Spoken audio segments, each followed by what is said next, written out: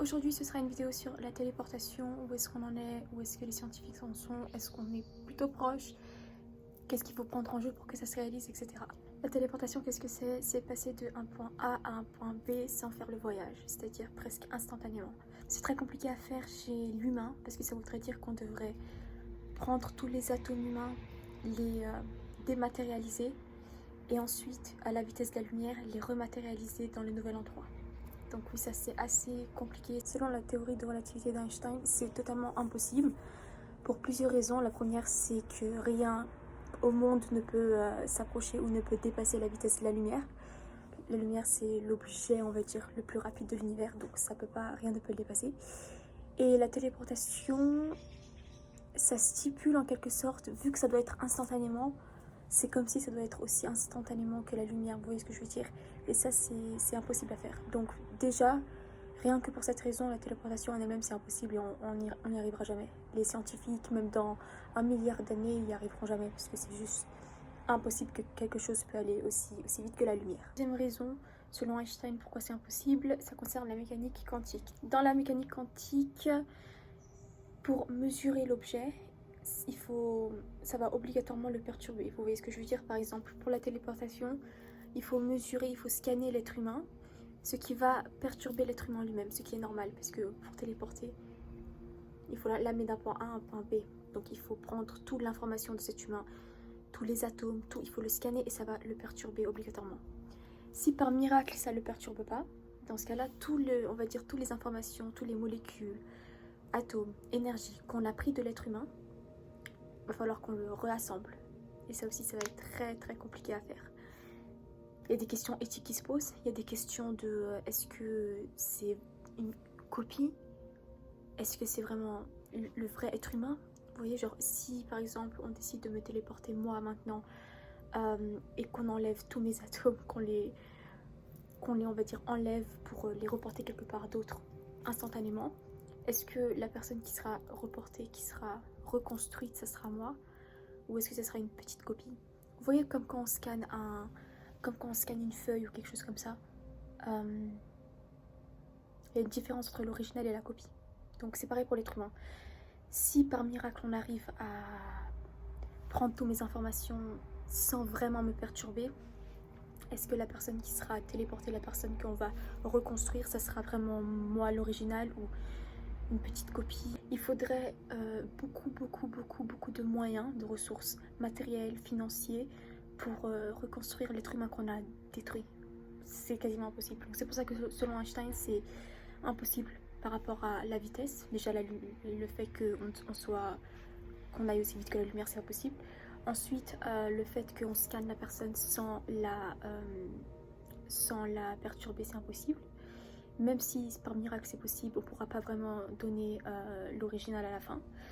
Même si on donne l'original à la fin, ça prend beaucoup de ressources, donc c'est impossible. Donc voilà, selon Einstein, la téléportation, ça reste la science-fiction et ça ne marchera pas dans la réalité. Mais ce qui a été possible de nos jours, c'est de faire ça avec une particule.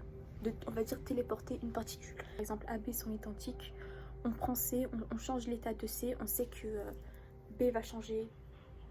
Et par ailleurs A aussi, puisqu'ils sont reliés, qu'ils sont identiques. Donc voilà. Ça, c'est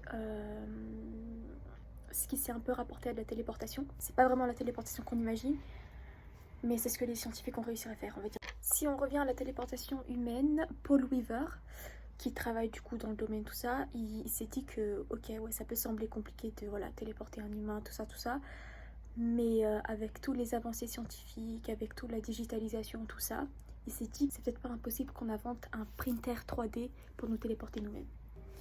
Il s'est posé la question en 2013, je pense. Du coup, un autre physicien s'est penché sur la question et il s'est dit ok, viens, on va prendre un exemple. On va dire par exemple pour téléporter un humain de la planète Terre à l'espace. Ça prendra combien de temps si on transforme ça en calcul, en nombre, voilà. Avec par exemple, je sais pas moi, des moyens de technologie plus avancés, des moyens de digitalisation, combien de temps ça prendrait. Donc il a calculé et il a vu que ça prendrait à peu près 4, je sais pas combien trillions d'années. Donc ouais, clairement il s'est dit non, on va laisser tomber l'idée. Alors le plus proche objet, on va dire, qu'il y a dans l'univers qui ressemble à la téléportation, c'est les wormholes, c'est les trous de verre. Donc ça reste une théorie. Elle a été découverte par des équations mathématiques. La théorie stipule que ça va plus vite que la lumière. Donc déjà c'est une condition pour la téléportation. Voilà, dans l'univers il y a les trous de verre qui existeraient et qui iraient plus vite que la lumière et qui relieraient un point A et B. Cependant bien sûr ça ne nous est pas accessible. Déjà on ne sait pas que ça existe premièrement. Deuxièmement, même si ça existe, ça doit se trouver à des années-lumière de notre univers. Et troisièmement, je ne pense pas que l'humain, que nous on pourrait s'y approcher. Les trous de verre, si ça existe, qu'est-ce que ça pourrait transporter? De l'énergie, des particules, de la matière, tout ça, et ça transporterait tout ça d'un univers à un autre par un point A et B, et par téléportation, espèce de téléportation vers un autre monde, mais pas accessible pour nous. Disons, si un humain s'approche d'un trou de verre, qu'est-ce qui se passe? Le plus sombre et le plus réaliste, ça serait que la gravité serait tellement extrême qu'on serait déchiré en morceaux. Selon certains autres chercheurs, un scénario un peu plus positif, ça serait que tu subiras le même sort, tu seras déchiré en morceaux, mais tu auras quand même le temps d'envoyer un dernier message à l'univers. Une autre des scénarios un petit peu plus positifs, si on peut dire ça comme ça, ce serait que oui, la gravité serait extrêmement forte et que tu seras déchiré en morceaux, mais il y aura des particules de toi qui seront toujours là, qui vont errer dans le trou de verre et du coup qui vont être transportées d'un point A à un point B qui sera dans une autre partie du cosmos, et du coup une partie de toi, une toute petite partie de toi pourrait être téléportée. Donc voilà, cette vidéo elle était assez courte, c'était juste que c'est vrai que moi j'ai toujours été fascinée par le sujet de la téléportation et je sais que beaucoup le sont, et du coup j'ai voulu faire cette vidéo pour déjà moi pour voir, pour faire mes recherches et voir où est-ce que les scientifiques en sont, et aussi pour vous montrer un peu les avancées dans ce domaine là, un peu où on en est vraiment, et si on est proche, loin, si c'est possible, si c'est faisable. Donc voilà la conclusion. À mon avis, c'est que du coup, je n'ai plus trop envie de me téléporter. Je sais pas ce que vous en pensez, vous, de la téléportation, mais ouais, c'est intéressant.